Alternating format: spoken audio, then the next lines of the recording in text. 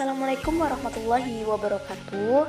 Hai semuanya, selamat datang di video presentasi dari kelompok 3. Pada kesempatan kali ini kami akan membahas salah satu materi penting dalam dunia keuangan, yaitu investment decision.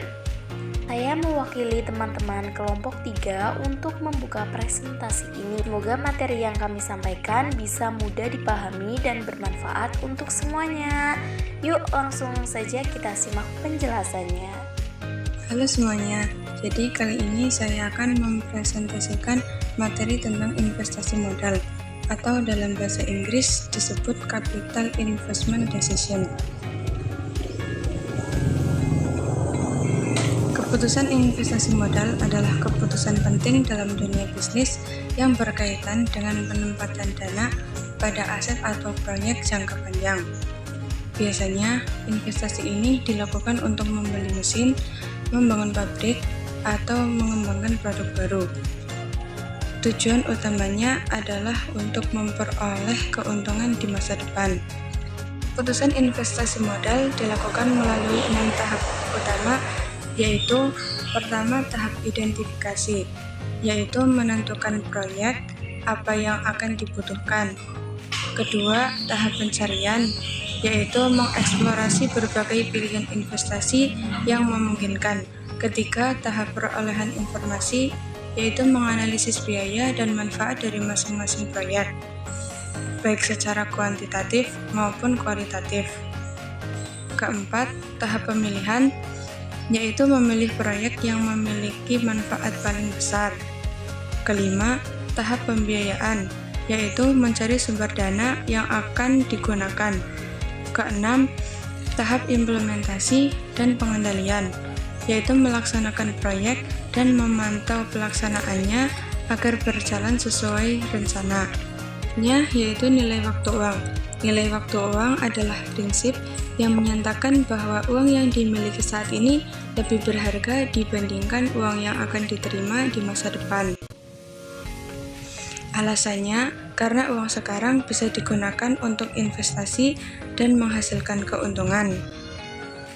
Oleh karena itu, dalam pengambilan keputusan investasi, arus kas masa depan harus dihitung nilainya ke masa sekarang dengan menggunakan metode discounted cash flow agar bisa dibandingkan secara adil. Selanjutnya, metode DCF atau discounted cash flow. Metode DCF atau discounted cash flow digunakan untuk mengukur nilai suatu proyek dengan cara menghitung semua arus kas masuk dan keluar, lalu mendiskontokannya ke nilai saat ini. DCF memperhitungkan nilai waktu uang karena uang sekarang lebih bernilai. Metode ini hanya fokus pada arus kas yang nyata dan benar-benar terjadi, bukan berdasarkan laba akuntansi. Misalnya, biaya penyusutan tidak dihitung dalam DCF karena tidak melibatkan pengeluaran uang secara langsung. Dalam metode DCF ada dua teknik utama yang sering digunakan, yaitu NPV dan IRR. NPV atau Net Present Value adalah metode nilai sekarang dari seluruh arus kas masuk dan keluar proyek. Jika hasil NPV positif, maka proyek dianggap menguntungkan karena nilai keuntungan lebih besar dari biayanya.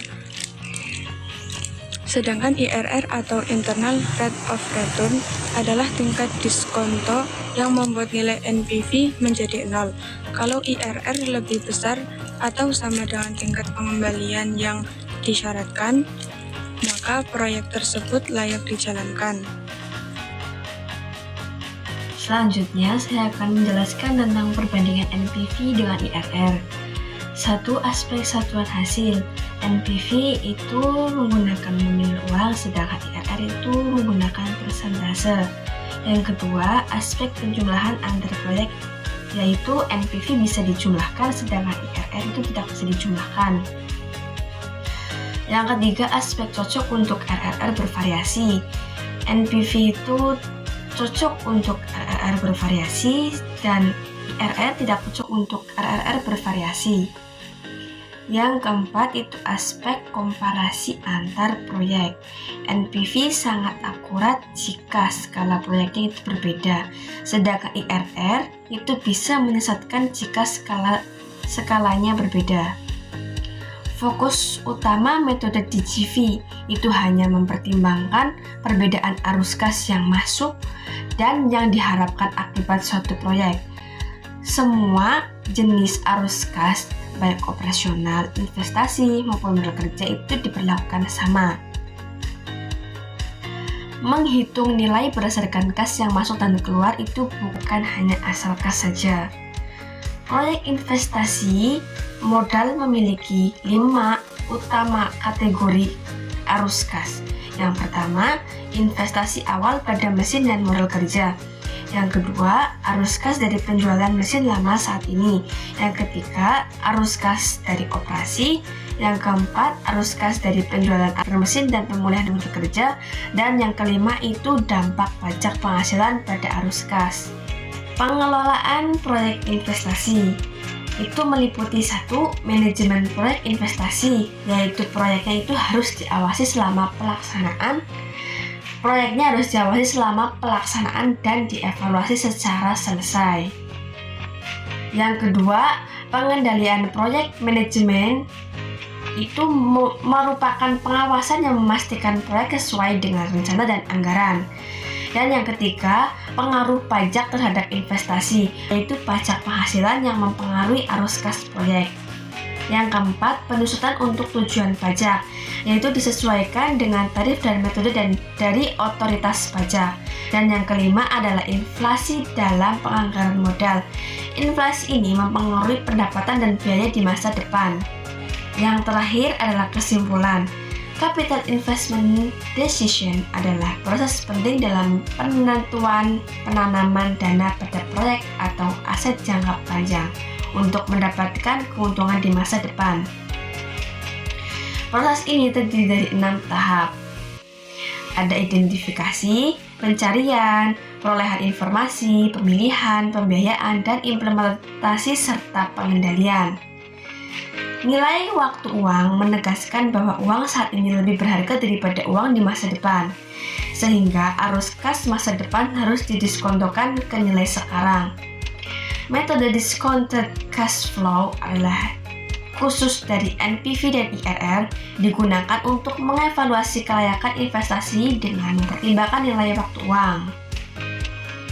Faktor pajak, penyusutan, dan inflasi juga perlu diperhitungkan dalam pengelolaan proyek investasi agar hasilnya optimal.